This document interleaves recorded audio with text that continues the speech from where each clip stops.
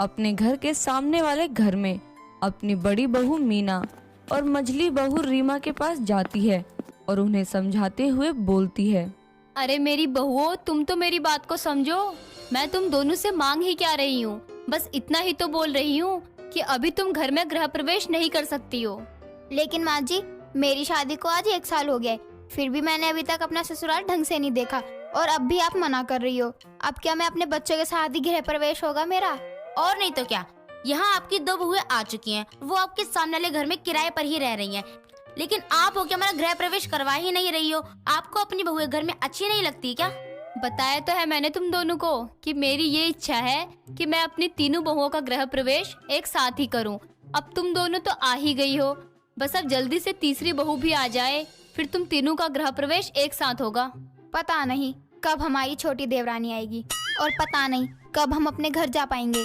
इतना ही है तो करवा दो ना देवर जी की शादी और कर लो अपनी 3 बहुओं का एक साथ गृह प्रवेश। अब क्या देवर जी की उम्र निकलने के बाद करवाओगे आप उनकी शादी? हाँ, देख रही हूँ मैं उसके लिए अच्छी सी लड़की मिल जाए तो करवा दूंगी। जिस तरह से आप लड़की देख रही हो ना, मुझे नहीं लगता इस हिसाब से कोई मिलेगी भी। हाँ, क्योंकि आपको तो गुणों वाली लड़कियां चाहिए और आज के समय में ऐसी लड़कियां कहाँ मिलती हैं। आप भी ना माँ जी। आपका सही है, खुद अपने बड़े से घर में आराम करो और बहू को सामने वाले घर में किराए पर फिकवा दो। इससे अच्छा हम ही ढूंढ लेते हैं देवर जी के लिए लड़की। नहीं, मेरी तीसरी बहू भी मैं ही लाऊंगी।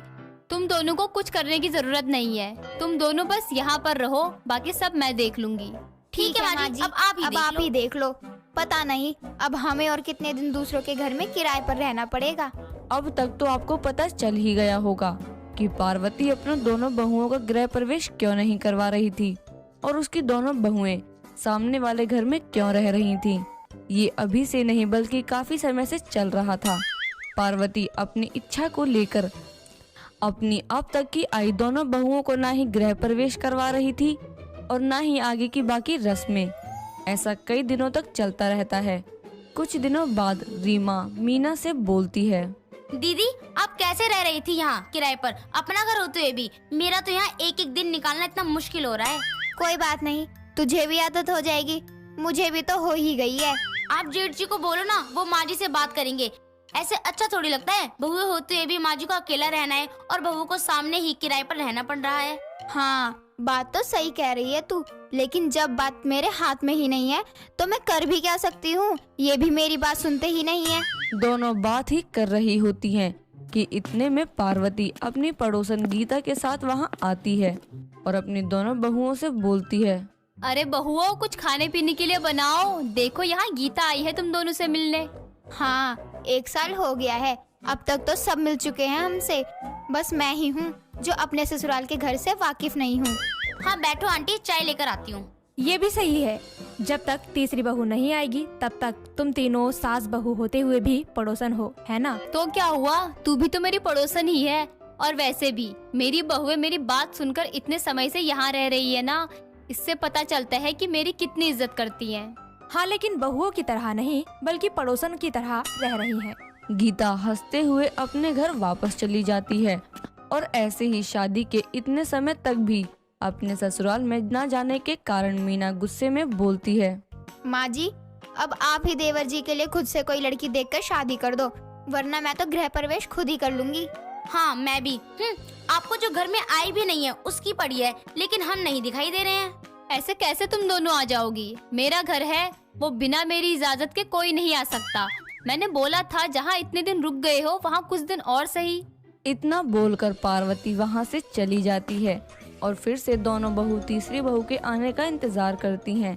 धीरे धीरे दिन बीतने लगते हैं, लेकिन पार्वती की तीसरी बहू का कुछ अता पता ही नहीं होता है। ये सब देखकर मीना अपने घर आए अपने देवर अनिल से बोलती है। देवर जी, आपको क्या अच्छा लगता है आपकी भाभी आपकी ही माँ का ध्यान नहीं रख पाती? अब शादी क्यों नहीं कर लेते? भाभी, मैं यहाँ भैया से मिलने आया था और आपने मुझे कहाँ शादी की बातों में फंसा दिया। अच्छा, फंसा दिया? फंस तो हम गए हैं, वो भी तुम्हारी वजह से। शादी कर लो ना देवर जी, वरना हमारी पूरी जिंदगी अपने ससुराल के सामने इस किराए के घर में ही निकल जाएगी। भाभी, थोड़ा सब्र तो रखो, समय आने दो, मैं कर लूंगा शादी। आपके सब्र के चक्कर में हमें अपने घर से दूर रहना पड़ता है। दोनों बात ही कर रहे होते हैं कि वहाँ रीमा भी आ जाती है और वो भी अनिल से बोलती है।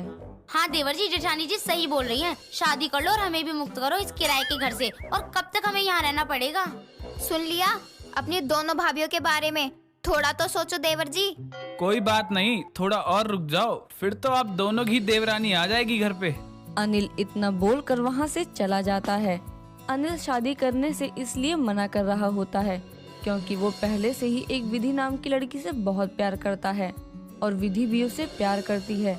अब अपनी भाभीियों की बात सुनकर अनिल उनके घर से सीधा विधि के पास जाता है और बोलता है, विधि, मेरे घर वाले तो मेरी शादी के पीछे पड़े हैं, चलो ना हम शादी कर लेते हैं। मेरा इस दुनिया में कोई नहीं है, तुम्हारे घर वाले क्या मुझे अपनाएंगे?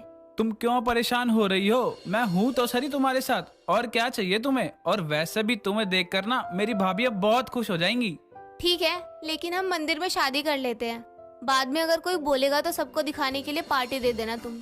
ठीक है। अनिल विधि से मंदिर में शादी कर लेता है और शादी करने के बाद वो विधि को सीधा अपने घर लेकर चला आता है, जहाँ वो अंदर आकर अपनी माँ को बुलाता है और उनसे बोलता है, माँ, ये मेरी पत्नी है विधि, मैंने इससे शादी कर ली है। हे भगवान, क्या किया तूने? जिस बहू के आने का इंतजार मुझे इतनी बेसब्री से था वो आ भी गई और खबर तक नहीं हुई मुझे।